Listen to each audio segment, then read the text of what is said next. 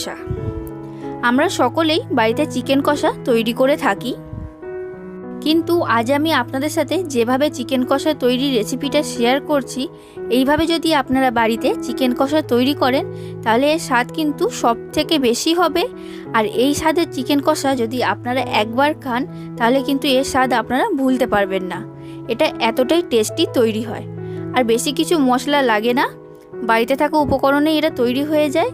কিন্তু এত কম উপকরণ দিয়েই যে এত সুন্দর, এত দারুণ স্বাদের চিকেন কষা তৈরি করা যায়, সেটা আপনারা বাড়িতে একবার অন্তত এই চিকেন কষা না তৈরি করলে আপনারা জানতেই পারবেন না।